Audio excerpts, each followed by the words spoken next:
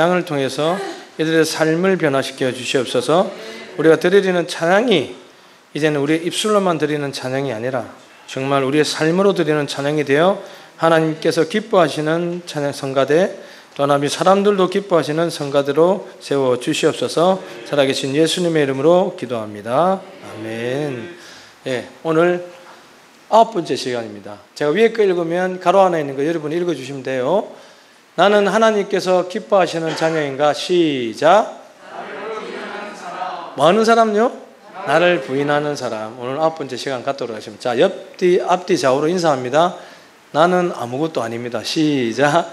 나는 아무것도 아닙니다. 자, 한 번 더 인사합니다. 너도 하면 안 되겠네요. 당신도 아무것도 아닙니다. 시작. 당신도 아무것도 아닙니다. 자, 이제 마지막으로 인사 한 번 더 합니다. 우리 예수님이 모든 것입니다. 시작. 우리 예수님이 모든 것입니다. 아멘. 오늘 9번째, 나는 하나님께서 기뻐하시는 자녀인가? 나를 부인하는 사람에 대해서 한번 말씀 나눠보도록 하겠습니다. 여러분, 하나님은 우리를 있는 모습 그대로 사랑하실까요? 안 그러면 있는 모습 그대로 사랑하지 않으실까요? 어떨까요, 여러분? 하나님은 우리를 있는 모습 그대로 사랑하실 줄 믿습니다. 자, 그런데 하나님은요, 지금 이 모습 그대로 가기를 원하실까요? 변하기를 원하실까요? 우리가 변하기를 원하신다는 거죠. 어떻게 해요? 우리의 모습이 예수님을 닮아가고 그리고 예수님의 장성한 분량까지 자라나기를 원하신다는 것입니다. 에베소서 4장 13절 말씀입니다. 같이 읽을까요? 시작. 우리가 다 하나님의 아들을 믿는 것과 아는 일에 하나가 되어 온전한 사람을 이루라. 그리스도의 장성한 분량에 충만한 데까지 이르리라. 아멘. 자, 하나님은요, 우리에게 원하시는 게 무엇이라고요? 우리가 있는 이대로의 모습도 물론 사랑하시지만 어떻게 해요? 당신의 성품을 닮아가고 당신의 뜻과 계획에 순종하며 살아가는 우리의 모습을 원하신다는 사실입니다. 자, 그런데 여러분, 우리가 예수님을 이렇게 닮아가기 위해서는, 우리가 예수님과 함께 아름다운 동행을 하기 위해서는 우선적으로 우리가 해결해야 될 일이 딱 하나가 있어요. 그게 무엇일까요, 여러분? 그게 무엇일까요? 그게 바로 내가 누구인지를 정확하게 아는 거예요. 내가 누구인지를. 여러분은 내가 누구인지 정확하게 알고 있습니까? 잘 모르실 거예요. 내가 누구인지를 정확하게 알아야 예수님이 누구인지를 찾을 수 있다는 것입니다. 우리 북극 탐험 초기에는요, 많은 탐험가들이 살아서 돌아오질 못했어요. 그곳에서 죽음을 맞이하고 그곳에서 죽어갔다는 것입니다. 처음에는 그 원인을 잘 모르다가 이제 잠정적으로 그 원인을 이렇게 결론을 내렸다는 것이죠. 무엇이냐면요, 그들에게 지도가 없어서 길을 찾지 못했거나 나침반이 있기는 있었는데 그 나침반이 고장이 나서 아마도 길을 찾지 못하고 헤매다가 그곳에서 얼어 죽지 않았나, 굶어 죽지 않았나라고 판단을 했다는 것입니다. 근데 정말 나중에 그들의 시체를 발견하고 그들이 남겨진 물건을 살펴봤을 때 정말 놀라운 사실을 하나 알게 됐다는 것이에요.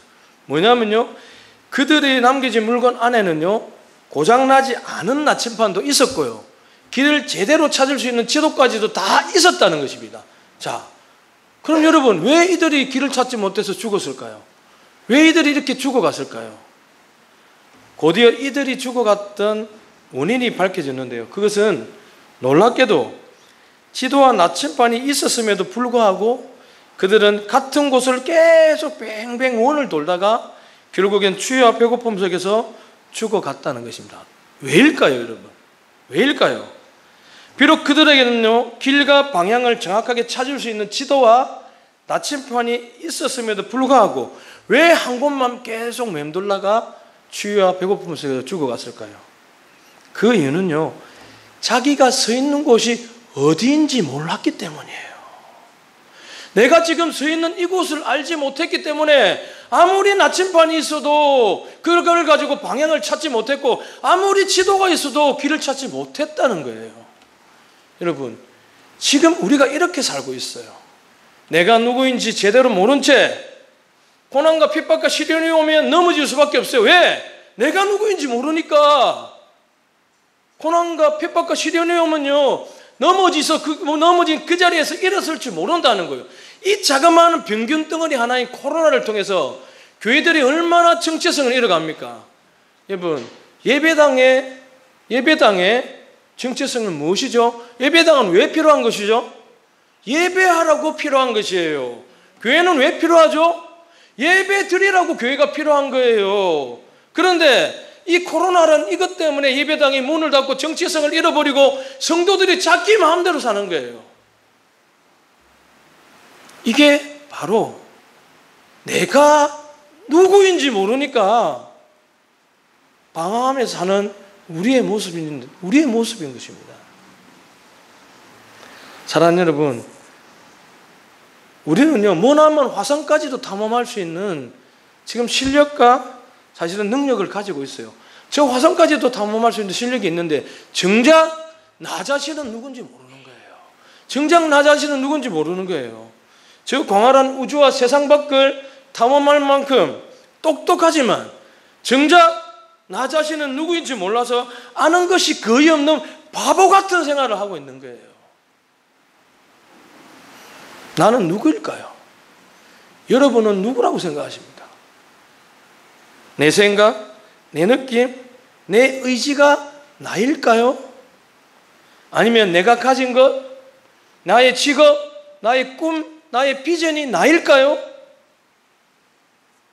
어쩌면 우리는요, 내가 있는 곳이 어딘지도 모른 채, 내가 누구인지도 제대로 모른 채 길을 잃고 같은 곳을 뱅뱅 돌다가 추위와 배고픔 속에서 죽어갔던 저 북극 탐험가들의 길을 따라 걷지 않는가 한번 이 시간 생각해 봐야 될 것입니다. 자, 그럼 진정한 나는 누구인가를 여러분 한번 생각해 봐야 될 거예요.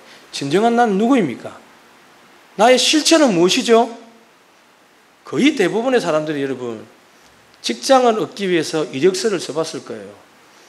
어느 학교를 나왔고 무슨 상을 탔고 무슨 전공을 하고 어떤 자격증을 가지고 있고 어디서 몇 년간 일을 했다는 등 자신이 살아온 삶의 이력서를 통해서 한 번쯤은 써봤을 것입니다. 그런데요, 이런 화려한 경력과 기록할 게 많은 사람들은 아하, 내가 그래도 괜찮게 살았구나, 이 정도면 뭐 괜찮은 인생이지, 이렇게 생각할 수도 있을 것이고, 만약 그 이력서에 기록할 것이 아무것도 없는 사람들은 어떻게 생각할까요? 내가 이것밖에 안 되나? 내 인생 헛살았구나? 이렇게 무기력하고 허탈해질 것입니다. 그런데 여러분, 과연 이 이력서에 기록하는 그 모든 내용들이 진정한 나일까요? 진정한 나를 나타낼 수 있을까요? 때로는 여러분, 어떤 수련회, 작년에 우리 수련회 갔던 사진이에요. 어떤 수련회나 어떤 프로그램을 통해서 종종 자기 자신을 소개하는 사람들도 있을 거예요. 이런 모임에서는요, 우리가 이력서에 적지 못하는 그런 내용들, 설명할 수 없는 내 자신을 그 앞에서 충분히 드러나고 얘기를 할 수 있을 것입니다. 어떤 성격을 가지고 있고 내가 무엇을 좋아하는지, 무엇을 싫어하는지에 대해서 어떤 꿈을 꾸며 살고 있는지, 그런 것들을 사람들 앞에서 나누었을 겁니다. 자, 그런데 이곳에서도 동일한 질문이 필요해요. 자, 그럼 내 성격, 내 기호, 내 취미, 내가 좋아하는 것, 내가 싫어하는 것, 내 인생의 목표, 이런 것들이 과연 나를 완벽하게 설명할 수 있냐는 것입니다. 그럼 도대체 진정한 나는 어디 있을까요, 여러분?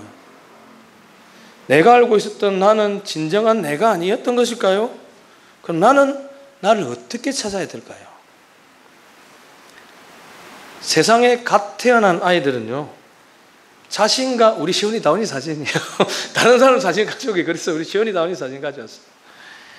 세상에 갓 태어난 아이들은요, 다른 사람과의 경계가 없이 태어납니다. 즉, 너와 나의 구분이 없이 태어난다는 것이죠.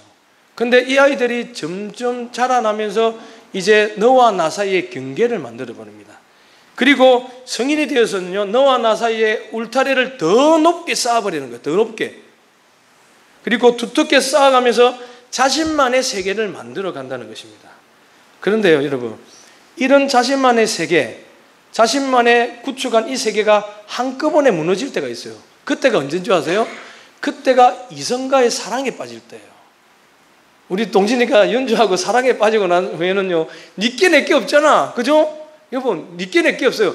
내 거도 니 거고 니 거도 니 거 해. 이게 사랑인 거예요. 그러면 그 사람과 내 사이에 사랑의 경계가 무너질 수밖에 없다는 거죠. 또 어떤 경우가 있죠? 정말 아름다운 음악을 하는 사람은 정말 아름다운 찬양을 만들었을 때 이런 경계가 없어진다는 거예요. 그리고 가장 중요한 거, 하나님을 경험했을 때 너와 나 사이에 쌓였던 그 경계가 사라져 버린다는 것입니다. 예를 들어 여러분, 사랑을 제대로 하면 죽음이 두려울까요? 두렵지 않을까요? 두렵지 않다는 거예요. 그리고 정말 진정한 하나님을 만나게 되면 내가 나로 인식되기 전에 하나님이 나를 품어주시는 하나님을 통해서 나를 바라볼 수 있다는 것이죠. 자, 여기서 여러분 우리가 깨달아야 될 게 하나 있어요. 뭐냐면요, 여기서 우리는 중요한 깨달음을 하나 알아야 됩니다.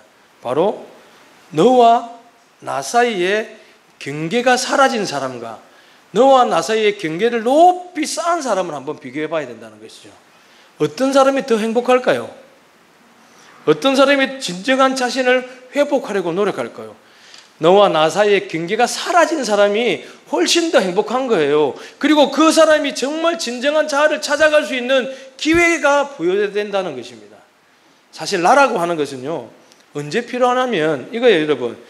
내가 세상 밖으로부터 나 자신을 보호하기 위해서 나 자아가 필요하고, 두 번째는 뭐냐면요, 아직 어린 시기에 나의 정체성을 찾기 위해서 내가 필요한 거예요. 그러면 이제는 그 어린 시기를 지나서 정체성이 확립되었을 때 사실은 이 자아라는 것은요, 내 마음속에서 사라져 버려야 된다는 것입니다. 이게 송동식 목사님 말이 아니고 성경학자와 심리학자와 상담학자들이 공히 이렇게 공통적인 의견을 냈다는 것입니다. 자, 그럼 이런 자아를 우리가 뭐라고 하냐면 따라해 봅시다. 거짓 자아. 시작. 거짓 자아. 자, 이 거짓 자아가 무엇인지에 대해서 이제 하나씩 살펴볼 거예요. 어릴 때 형성된 이 거짓 자아가 사실은 이 어릴 때 형성된 거짓 자아가 원래 자아를 찾기 전까지만 주인 노릇을 해야 되는 겁니다. 그런데요, 이 거짓 자아가 성인이 돼서도 이 거짓 자아가 내 가슴에 그대로 남아 있다면요, 여기서부터 이제 문제가 발생하는 거예요. 여기서부터. 보통 사람들은요, 이 거짓 자아가 참 자아를 찾기 전에 임시적으로 내가 가슴 속에 두고 있는 자아야 되는데, 이게 진짜 자아인 것처럼 생각하고 이거를 나로 부둥켜 안고 사는 사람이 10명 중에 7명이라는 통계가 나와 있습니다. 우리나라 사람들 10명 중에 7명은요, 이 거짓 자아가 나인 것처럼 생각하고 산다는 것입니다. 자, 한번 예를 들어 볼게요. 어릴 적에 이 거짓 자아가 대부분 형성이 되는데요, 이 임시적이고 거짓된 자아는요, 대단히 이기적이고 자기중심적인 자아라는 것입니다. 아빠가 사탕을 주면요, 그 사탕을 내가 먹고 있어요. 먹고 있는데도 아빠가 다른 사람한테 또 사탕을 주면요, 그 사탕조차도 내 거니까 다른 사람을 못 주게 한다는 이런 이기적이고 정말 자기중심적인 자아가 어릴 때 형성이 된다는 것입니다. 이것은 사실은요, 너와 나 사이에 경계가 구분된 사람들이 내 것을 지키려고 하는 자아가 강하다는 것입니다. 자, 여기까지는 괜찮아요. 그런데 이제 나이가 들어서까지 이런 자아를 가슴속에 담고 사는 사람들은 어떻게 될까요? 이런 거짓 자아를 가슴속에 담고 사는 사람들은요, 냉정하고 이기적이며 욕심 많은 어른이 되어버린다는 것입니다. 10명 중에 7명이 이런 어른들이라니까요. 지금 뭐냐면 내가 충분한데도 다른 사람에게 인색하게 구는 거예요. 다른 사람을 뺏으려고 하는 거예요. 내가 사기를 쳐서라도 저 사람이 가진 돈을 다 뺏으려고 하는 자아가 생기게 된다는 것입니다.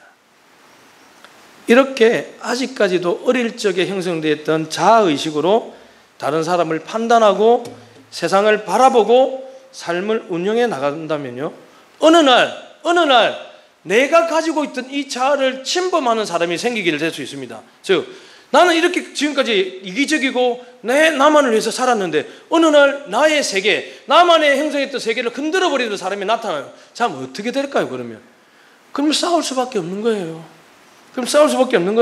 그 사람을 미워하고 질투하고 섭섭해할 수밖에 없다는 것입니다. 또한 나를 모욕하고 업신여기면 용서치 않는 거예요. 반드시 복수하려고 하는 거예요. 이렇게 어릴 적에 형성된 자아의식을 우리는 여러분, 이 말을 들으면 여러분 가슴을 탁 칠 거예요. 그 자아의식을 우리가 뭐라고 하는지 아세요? 따라해 봅시다.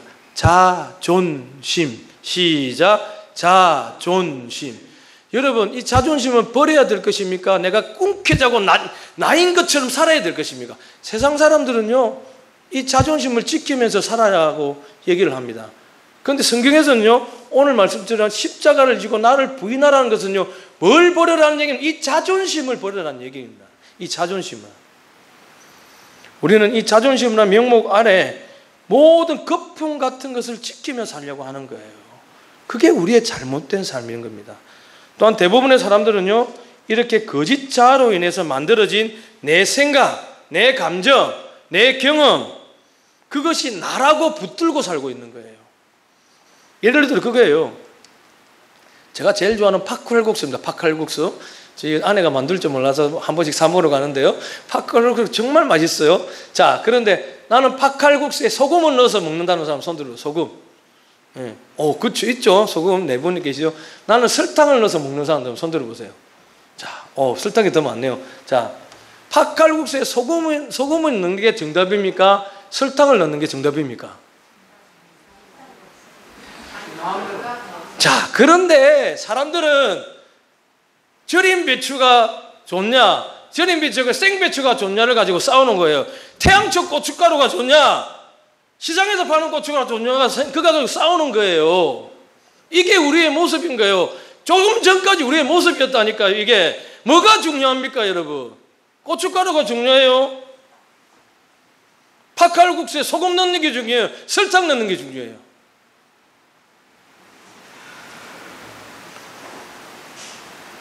이런 사람들은요, 나의 경험과 나의 생각을 치고 들어오는 사람들을 어떻게 한다고요? 용서치 않는다는 거예요. 이런 사람들이 거짓 자아를, 자존심을 가지고 사는 사람들이라는 거예요. 이런 거짓 자아인 자존심이 평소보다 매우 강해질 때가 있습니다. 자, 그때가 언제인지 이 세 가지 경우인 거예요. 거짓 자아인 자존심이 강해질 때, 더욱더 이것 때문에 싸우려고 싸움의 준비를 할 때가 이 세 가지가 있대요. 비교당할 때예요. 누군가와 내가 비교당할 때예요. 그리고 누군가와 내가 경쟁할 때예요. 그리고 누군가와 내가 논쟁할 때예요. 만약 이겁니다, 여러분. 내가 다른 사람보다 높이 평가를 받거나 경쟁에서 이기거나 내 의견이 관철되면 뿌듯한 존재감을 느낄 수밖에 없어요. 아, 내가 이겼다. 아싸, 봐, 내 말이 맞지. 그런데요, 내가 그 경쟁에서 지거나 그 비교에서 처지거나 내 의견이 관철되지 않으면 초라한 존재감을 느끼게 되는 거예요. 사랑하는 여러분, 이것들은 뿌듯한 존재감이나 초라한 존재감이나 우월감이나 열등감은 내가 아닙니다. 내가 아닌 거예요. 뭐죠? 이게 바로 거짓 자아인 거예요. 거짓 자아. 이게 바로 십자가에 못 박혀 죽어야 될 자아고요. 이게 바로 내가 부인해야 될 자아고요. 이게 내가 버려야 될 자아라는 것이에요. 그런데 그게 마치 나인 양 살아가는 거예요. 지금 우리가 이게 나인 양 살아가고 이게 상처를 입으면 못 견디하고 다른 사람에게 상처를 주면서 살아가는 거예요. 사랑하는 여러분, 우리는 거짓자인 자존심에 쏟고 있는 거예요. 자, 그럼 진정한 자아는 무엇일까요?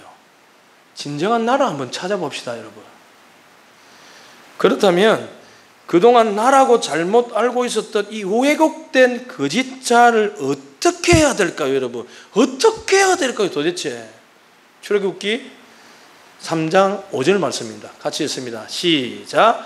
하나님이 이르시되 이리로 가까이 오지 말라. 내가 선 곳은 거룩한 땅이니 내 발에서 신을 벗어라.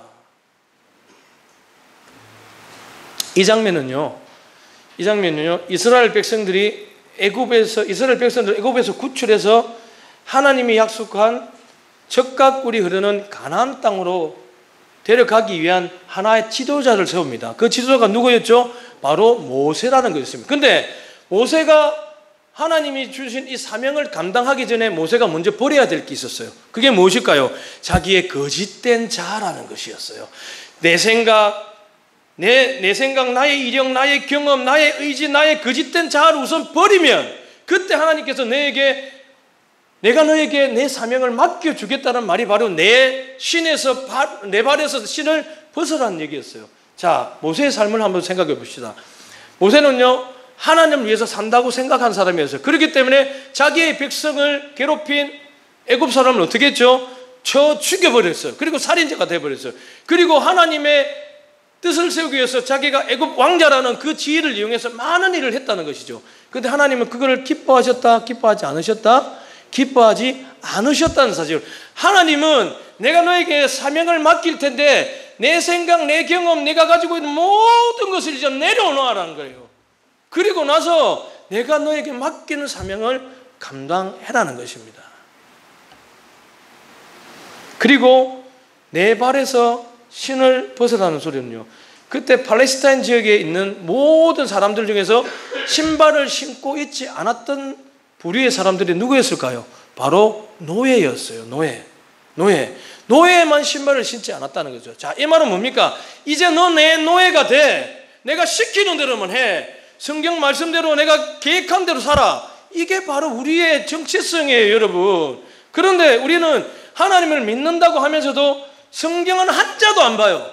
하나님을 믿는다고 하면서도 예배는 개똥같이 여겨요. 하나님을 믿는다고 하면서도 하나님이 하시는 말씀을 제대로 듣지 않는다는 거예요. 그러면서 나는 그리스도인이라고 가슴에 생각을 하고 있다는 거예요. 찔리시죠? 찔리셔야 돼요. 찔려야지 바뀝니다. 안 찔리면 안 바뀌어요, 여러분.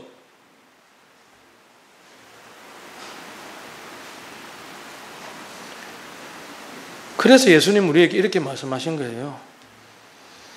진정한 나를 찾을 수 있는 방법은 누구 앞에서요? 예수님, 하나님 앞에서 어떻게 해요? 나를 버리라고 한 거예요. 나를 부인하고 거짓된 자아를 버리고 내 자존심을 꺾고 주님 앞에 나가는 방법밖에 없다고 얘기하신 거예요. 그리고 그 비어진 공간 안에 이제는 당신의 생명을, 당신의 소중한 생명을 부어주시겠다고 우리에게 말씀하셨다는 것입니다. 이게 바로 진정한 자아를 찾는 방법이에요, 여러분. 근데 여러분, 정말 슬픈 현실은요, 이렇게 스스로 거짓 자아를 깨닫고 돌아오는 사람이 많지 않다는 사실입니다. 제가 주의 종이 맨날 새벽마다 여러분 이름 한 명 부르면서 울면서 기도하는 게 뭔지 아세요? 제발 스스로 깨닫고 돌아오기를 원하는 거예요. 스스로 깨닫고 돌아오기를 원하는 거예요. 큰 병에 걸리거나 큰 사고를 당하거나 가족 중에 그런 일이 벌어지거나 아니면 경제적인 파탄에 이르거나 아니면 큰 어려움과 시련을 경험하고 나서야 돌아온다는 거예요, 이 사람들이.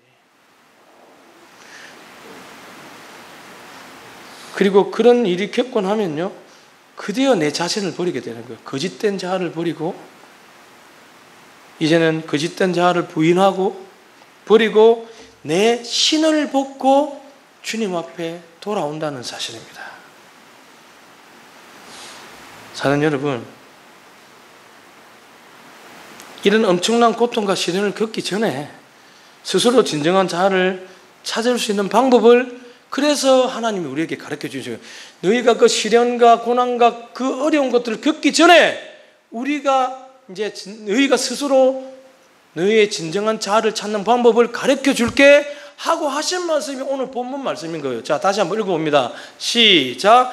누구든지 나를 따라오려거든 자기를 부인하고 자기 십자가를 지고 나를 따르라. 자기 목숨을 구하고자 하면 잃을 것이요 자기 목숨을 잃는 사람은 찾으리라. 할렐루야. 여러분, 이게 바로 예수님의 가장 핵심적인 가르침인 겁니다. 주님의 십자가에 나의 거짓된 자아와 자존심을 버리지 않는 이상은 너희는 진정한 자아를 찾을 수 없어. 그렇기 때문에 너희 스스로를 부인하고 이제 주님의 말씀으로 살아가야 돼.